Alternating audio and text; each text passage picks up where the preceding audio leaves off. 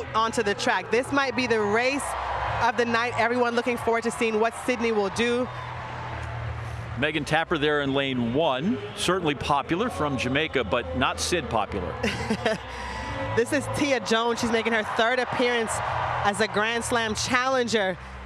12:19. She was just off the American record only because she finished 2nd in Miami. Great race. Taji Kambuji here from Switzerland. Her sister had to finish her season. She just announced she's pregnant. She needs your pediatrician. She wouldn't come over because she couldn't fly. And here she is. The queen of the oval, Sydney McLaughlin-Levrone, has dropped down to the women's short hurdle. She's running the 100 hurdles and the 100. Everybody's waiting to see what she'll do here. Akira Nugent's been 3rd and 4th in the hurdle races and then has blistered the open 100. See what she's got. Her day, you know, she'll be counted on the next day to figure out how this goes. Yeah, the 2 Jamaicans side by side.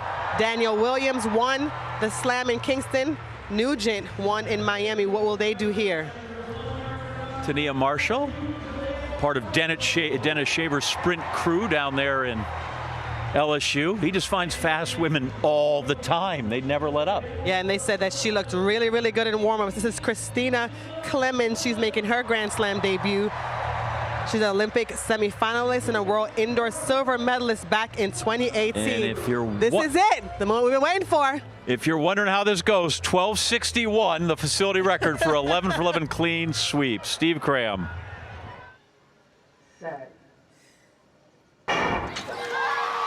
Sydney gets out reasonably well. Akira Nugent has got away quickly. Also going well. Tia Jones over the far side. It's Nugent just leading this one at the moment. Nugent's got this. Akira Nugent continues to go away. Wins it easily in the end. 12:44.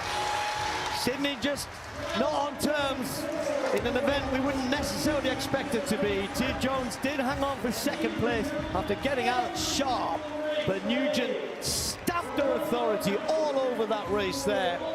Got out well, was up with Jones, who we know can get out quickly, so does Tapper as well, but then she just continued to move away from there. Sydney 5th. Great athletes like a challenge. I'd rather see her challenge herself, man, if I'm being honest. We know what she can do in the 4 hurdles. We've seen it for years. She's constantly racing the clock. I'd like to see her race people, and she did it. I think she has a desire to do that as well. You know, you got to be able to do things to keep the heat under you. I think she realizes that. She actually got out decently.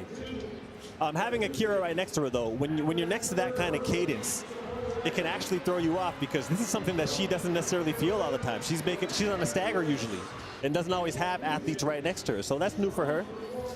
And to see someone 3-stepping that quickly right next to you, yeah, it's not that simple to run next to. I mean, technically, she's only raced this twice, I think, since 2021. Yeah. So, you know, and until you get in the mix with the fast people, it's all right in training and everything, but, you know, she did pretty well there. She's beaten some good athletes. Sydney gets Akira Nugent has got away quickly.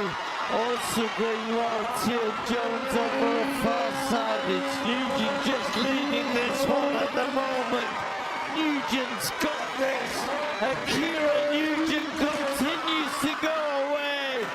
Wins it easily in the end. 12:44. Sydney just not on terms in an event we wouldn't necessarily expect it to be. Tia Jones did hang. The Grand Slam track meet in Philadelphia turned into an unforgettable showcase of drama, speed, and shock. The spotlight was firmly on Sydney McLaughlin-Levrone, America's 400-meter hurdles queen, as she ventured into the unfamiliar territory of the women's 100-meter hurdles. Spectators expected another demonstration of her brilliance. Yet, in a breathtaking reversal of expectations, Jamaica's Akira Nent seized the moment, producing a performance so polished and fearless that it shifted the narrative of the entire meet. When the athletes were called to the line, the stadium roared. Megan Tapper received a warm reception in lane 1, but Sydney's presence drew deafening cheers. The thought of the Olympic champion challenging herself in a new domain carried a unique intrigue. However, the lineup was loaded with specialists: Tia Jones, Danielle Williams, Tania Marshall, Christina Clemons, and notably Akira Nent, who had already claimed victory in Miami and was building a reputation as a hurdler to watch. At the crack of the gun, Jones sprang forward aggressively, yet Nent immediately matched her intensity. McLaughlin-Levrone started well, but it quickly became evident that the quick rhythm of the short hurdles was a different beast from the 400-meter hurdles she usually masters. Nent, however, was unshaken, her technique smooth, her stride consistent, her confidence visible. She surged ahead and powered through to the finish in a dazzling 12.44 seconds. The time wasn't just fast, it was symbolic of a new era emerging in sprint hurdles. Jones fought hard to claim second in 12.60, with Tapper close behind at 12.66. McLaughlin-Levrone, competing bravely outside her specialty, crossed the line in fifth. While her effort was commendable, it was not the headline her fans had envisioned. Still, her courage to test herself against the very best in an event she hasn't contested seriously since 2021 was widely respected. Analysts highlighted the contrast. Sydney's mastery of the 400-meter hurdles doesn't easily translate to the explosive cadence required for the 100-meter hurdles. Against seasoned technicians like Nent, every fraction of a second matters. Sydney thrives on rhythm and control, but this race demanded relentless precision from the very first step. For Nent, the moment was transformative. The young Jamaican hurdler demonstrated composure far beyond her years. Her victory was the product of meticulous preparation, training that blends raw speed, physical strength, and razor-sharp technique. Beyond the physical, her mental game is equally strong. She relies on visualization, affirmations, and an unbreakable self-belief.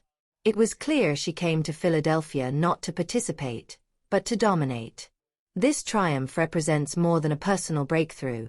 It reinforces Jamaica's expanding empire in athletics. The sprint hurdles now carry a powerful new ambassador in Akira Nent. Her ability to withstand pressure, maintain flawless form, and strike at the decisive moment has convinced both fans and commentators that she is destined for greatness. The path ahead now points to Tokyo and the 2025 World Athletics Championships, where the stakes will rise even higher. With Nent's emergence, the rise of talents like Tina and Tia Clayton, and the enduring presence of Sharika Jackson, the Jamaican roster is positioned for something extraordinary. Ultimately, this race wasn't just about medals. It was a declaration of intent. Akira Nent didn't simply win, she announced her arrival. Her victory echoed like a promise to the world of track and field. A new force has entered the arena, and she is here to stay.